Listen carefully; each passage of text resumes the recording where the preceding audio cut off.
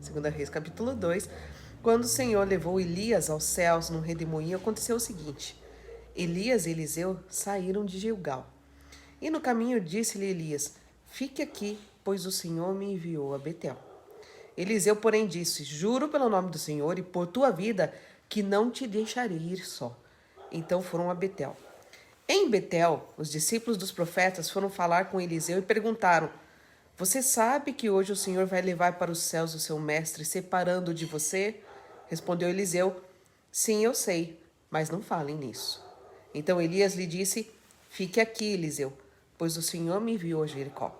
Ele respondeu: juro pelo nome do Senhor e por tua vida que não te deixarei ir só.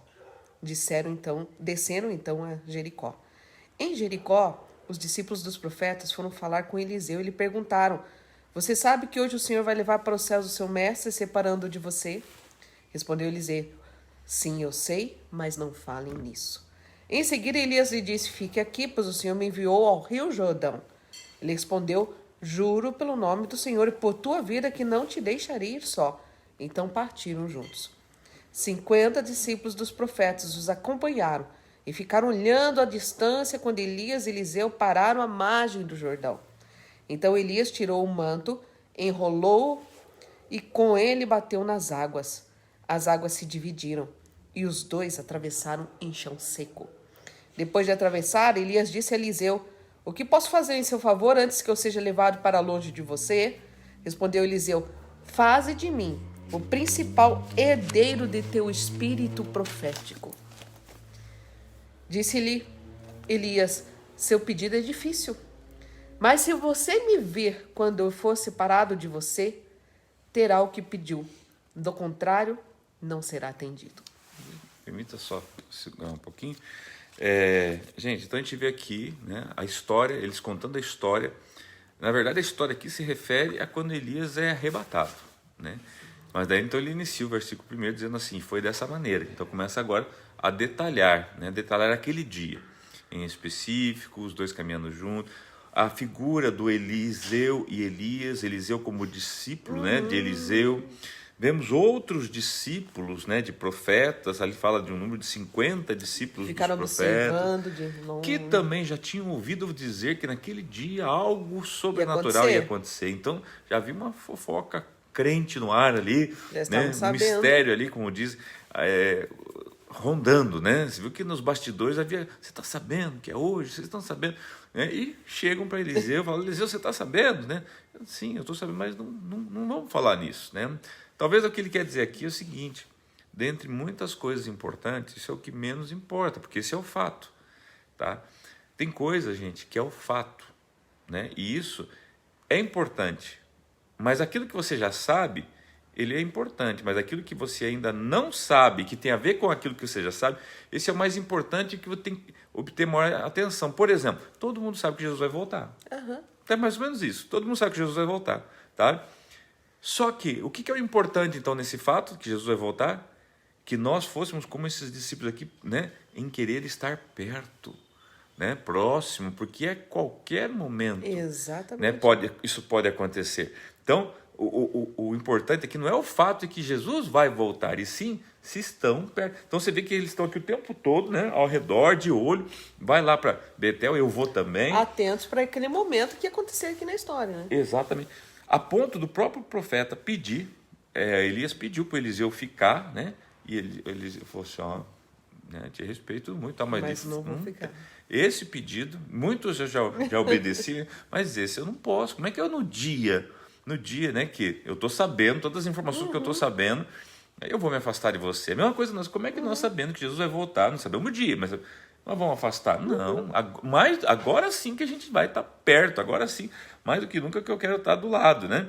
Então a gente vê agora ele chegando no rio, né, vê ali toda a manifestação gloriosa ali no Rio Jordão, né, onde eles passam em seco, tá? Vemos então, deixa eu ver, nós lemos até onde? Até o versículo? Nós lemos até o versículo 11. 11, né? Vemos ali ele batendo o manto sobre as águas se abrirem, né, eles atravessarem em terra seca, tá? O pedido de Eliseu, né, ele faz um pedido que: faze de mim principal herdeiro do teu espírito, tá? Com tantos pedidos, pastor, que ele tinha para fazer. Meu Deus do céu, ele podia ter pedido: né? Dá para você deixar os seus bens para mim, né? Não sei se Elias tinha algum bem ou não, mas enfim. Não, Ou mas pedir ele assim, me quer, abençoe, declare uma bênção sobre a minha vida. ele quer unção, Mas assim, não, né? ele pede algo realmente. É que ele entendia de valores, ele É. sabe que é um maior valor que a gente pode pedir é essa transferência da unção profética, né? Então Elias é justo e verdadeiro porque ele fala, olha, o que você pede é difícil, não é uma coisa assim tão simples, né? Talvez não dependesse só de Elias, né? Mas se você, né, me vir quando eu for separado de você, você terá o que pediu, do contrário não será atendido. Então é o seguinte, observe como os segredos, se você me viu, só pode ver quem está perto.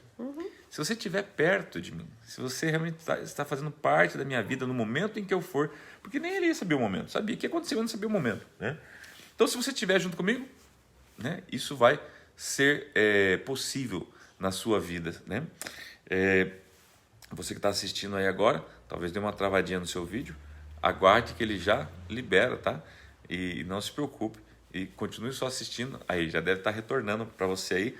Então, a internet nesses últimos dias está bem ruim, né, pastor? Muito Em ruim. todos os lugares, está tendo vários probleminhas, picos de internet, e olha que a internet aqui é muito boa. Mas então a gente pede que você segure um pouquinho no ar aí, porque às vezes a internet dá uma travadinha, mas já volta, tá? Então, gente, dando continuidade então, versos 11, é isso, pastor? Isso. De Versos 11. repente, enquanto caminhavam e conversavam, apareceu um carro de fogo puxado por cavalos de fogo que os separou. E Elias foi levado aos céus num redemoinho. Quando viu isso, Eliseu gritou: meu pai, tu eras como os carros de guerra e os cavaleiros de Israel. E quando já não podia mais vê-lo, Eliseu pegou as próprias vestes e as rasgou ao meio. Depois pegou o manto de Elias que tinha caído e voltou para a margem do Jordão. Então bateu nas águas do rio com o manto e perguntou: onde está agora o Senhor, o Deus de Elias? Tendo batido nas águas, elas se dividiram e ele atravessou. Quando os discípulos dos profetas vindos de Jericó viram isso, disseram: o espírito profético de Elias repousa sobre Eliseu. Então foram ao seu encontro, prostraram-se diante dele e disseram: olha, nós, teus servos, temos 50 homens fortes. Deixa-os sair à procura do teu mestre. Talvez o Espírito do Senhor o tenha levado e deixado em algum monte ou em algum vale. Respondeu Eliseu: não mande ninguém. Mas eles insistiram até que, constrangido, consentiu: podem mandar os homens. E mandaram 50 homens que procuraram Elias por 3 dias, mas não o encontraram. Quando voltaram Eliseu, que tinha ficado em Jericó, ele lhes falou: não disse a vocês que não fossem? Aqui há muitas lições, queridos, porque Sim. assim, perguntas do tipo, né? Aqueles profetas que chegam após, né, o evento e falam para Eliseu: ó, vamos mandar uma comitiva aí de alguns profetas para tentar achar Eliseu em algum lugar. Eles estavam subentendendo o quê? Que de repente aquele momento, aquele arrebatamento, aquele redemoinho, aquele furacão, sei lá, que levou ele, poderia ter tirado ele dali e levado para ele para outro lugar. Pode subentender também que já teriam tido pelo menos acesso a alguma história que antecedia de algum profeta que sumiu de um lugar e apareceu no outro, como exemplo, como nós temos de Filipe no Novo Testamento, Sim. depois do batismo ali daquele eunuco, né, que estava indo na rainha de Candace, né, que ele batiza lá no lago e fala que ele simplesmente de repente ele desaparece e aparece lá no outro lugar, né, um transladar do Espírito, pode ser, de repente, né, então aqui vamos procurar ele, mas é interessante que Eliseu tinha uma convicção, falou assim: olha, não adianta, né, ele não está aqui entre nós, né, ele foi tirado. Há autores que dizem que nesse momento, né, cogitam a hipótese de Elias ter recebido já um corpo incorruptível, né, por passar por esse processo, mas são só conjecturas, enfim, e comentários que você lê quando você estuda, tá? Mas, enfim, vemos aqui que os profetas, né, quando veem Eliseu agora voltando, batendo o manto nas águas e abrindo, ele fala: opa, ele está com a unção de Elias. Por que eles fizeram essa correlação? Porque eles também tinham visto ou ficaram sabendo, né, o que aconteceu com Elias, que Elias também bateu nas águas e se abriu. Então, identificam aquela mesma manifestação, né, ali agora, só que agora na vida de Eliseu, como algo ligado a Elias, que está ligado a Deus. Por isso que assim, é obrigado que hoje todos nós tenhamos uma capa e saímos abrindo rios por aí? Não, a gente vê que foi uma coisa isolada que aconteceu aqui, né? Não se ouve mais falar nisso depois, nenhum outro. Mas a gente também traz o quê? Um ensinamento que a unção, ela também é transferível no que se diz respeito assim, à fé, né, a propósitos de Deus, não está ligado a uma só coisa, mas a várias coisas. Vemos sim, tá, que foi uma marca, né, que do encargo de Elias, aquela manifestação sobrenatural, né, porque assim, foi uma manifestação sobrenatural, né, nós vimos isso aonde? O Rio Jordão se abrir, só lá em Josué, no livro de Josué, né, quando a arca passa, e agora, nesse momento. Então você vê que realmente é algo sobrenatural, tá?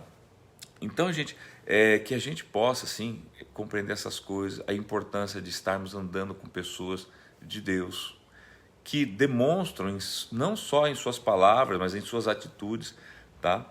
Claras manifestações do Senhor na sua vida, seja em sabedoria, em graça, em força, em entendimento, tá? E que a gente possa querer estar junto, né? Com pessoas assim, santas, sagradas. Imagina o quão santo, pastor Elias deveria ser, né? Porque assim, Deus não foi, não, vou escolher Elias e acabou. Não, você tinha a ver com um perfil dele, uma atitude dele, né? Enfim, Deus escolhe aquele homem. Alguns comentaristas falam assim que Elias só é comparado a pessoas como Moisés, pessoas assim extremamente, né, pontuais na Bíblia, né? Então que a gente possa aí estar escolhendo bem as nossas amizades. E uma última lição dessa trecho ainda é a seguinte: a importância de você ter um discípulo e um discipulador.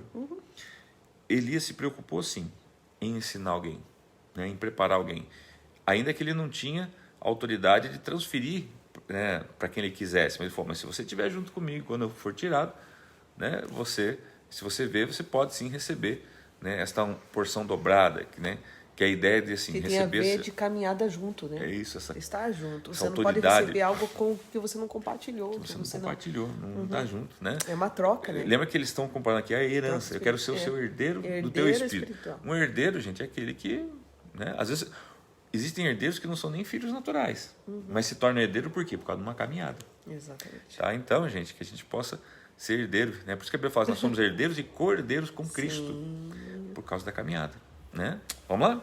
Então agora a gente vai ver um momento especial, porque a gente vai ver um momento onde Eliseu agora sara uma cidade.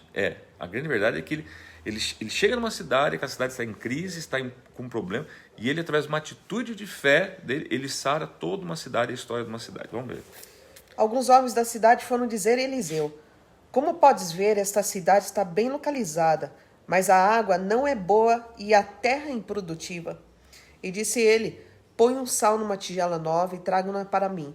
Quando a levaram, ele foi à nascente, jogou o sal ali e disse: assim diz o Senhor, purifiquei esta água. Não causará mais mortes, nem deixará a terra improdutiva. E até hoje a água permanece pura, conforme a palavra de Eliseu. Gente, então assim, o que a gente precisa observar e parar e pensar? Quantas vezes você ouviu esse texto para participar de campanha do Vale do Sal, por exemplo? Porque você vai passar o sal, ou te deram um pouquinho de sal para você jogar lá na tua casa, jogar lá para poder espantar os maus olhados, esse tipo de coisa. Eu sei que você já fez, ou já viu de pessoas, ou já ouviu falar que pessoas pelo que menos, fez. né? Agora, observe o texto. O texto diz que, tá? Alguns homens da cidade foram dizer a Eliseu: olha, como é que, né, você pode ver, essa cidade está bem localizada, mas a água dela e a terra dela é improdutiva. A água não é boa para beber, a terra não é improdutiva. O que ele fala? Põe um sal, uma tigela, tá, nova, traga para mim, Eliseu, tá? E quando ele levaram, ele foi à nascente, ele foi lá na nascente, ele jogou aquele sal ali, tá? E ele disse, agora, o que ele disse, tá? Assim diz o Senhor, tá? Deus está dizendo, tá? Purifiquei esta água. Agora, ele está purificando porque é o profeta que está dizendo, ou é porque ele jogou sal? Sabe assim, primeiro pergunta que você tem que fazer: essa água foi purificada porque foi jogado sal, ou porque ele estava dizendo, porque era a voz do profeta? Quem que está tendo autoridade aqui? É o sal ou é a voz do profeta? Tem gente que está jogando sal, mas não tem a voz do profeta. Você vai jogar um caminhão de sal e não vai adiantar nada, porque o que purifica é a voz do profeta. Assim diz: purifiquei esta água, não causará mais morte, nem deixará a terra improdutiva. Quer dizer, não adianta o sal sem a voz profética. Então você tem uma voz profética que pode mudar cidades, as situações, né, mudar estados de coisas que não estão dando certo, porque você é o sal da terra. Então você usa a sua boca profética para mudar a situação. O inimigo não quer que você saiba disso, que você é o sal da terra, né, lançando sobre fontes, sobre origens, né, E você é uma voz profética, tá? Da mesma forma que você pode ser uma voz profética bênção, pode ser uma voz profética maldição, tá? Então, por isso que eu falo assim, da tua boca procede bênção e maldição. E de uma mesma fonte não pode fluir água doce e água amarga. Então, É isso aí. que seja água doce nas suas bocas, né? Uma voz profética de Deus para abençoar e sarar cidades, famílias, casas, vidas e assim por diante. Agora, então, encerrando, versos 23 ao 25, vai trazer um relato aqui muito interessante. De Jericó, Eliseu foi para Betel. E no caminho, alguns meninos que vinham da cidade começaram a caçoar dele, gritando: "Suma daqui, careca." Voltando-se, olhou para eles e os amaldiçoou em nome do Senhor. Então 2 ursas, saindo do bosque, despedaçaram 42 meninos. De Betel, prosseguiu até o Monte Carmelo e dali voltou.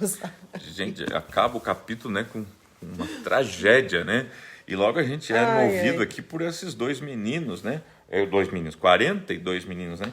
Que são mortos pelas 2 ursas, tá? Porque debocharam do profeta.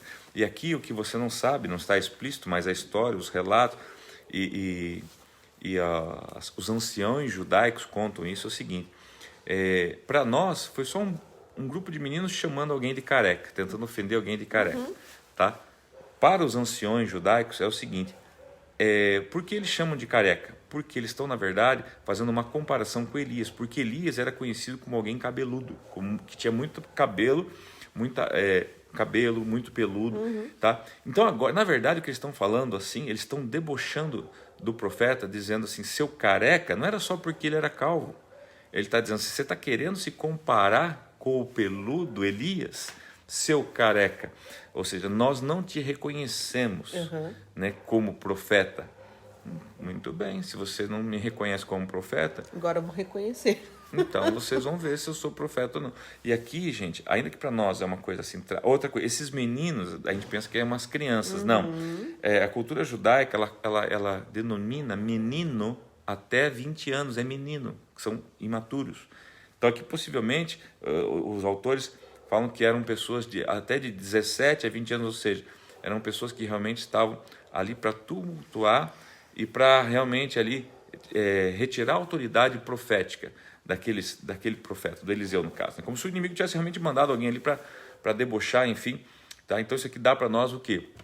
A importância, traz para nós uma lição da importância de nós, se você não acredita, se você não quer receber uma palavra profética, respeite. Isso. Respeite, porque é muito sério, porque não é a palavra só de um homem, né? É a unção de Deus que estava sobre ele.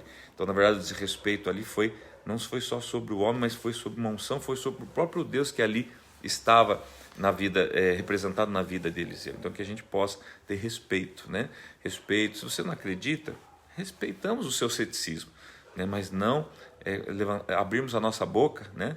Para desrespeitar ou mesmo para tentar ali desmoralizar, que foi o caso que aconteceu ali. Enfim, tendo um fim trágico. Por outro lado, um ensino com quem, tipo, ninguém toca nos meus profetas, ninguém fala na minha unção, ninguém, né, faz uma coisa como essa, tá bom? Que a gente possa ficar por aqui hoje, queridos, né?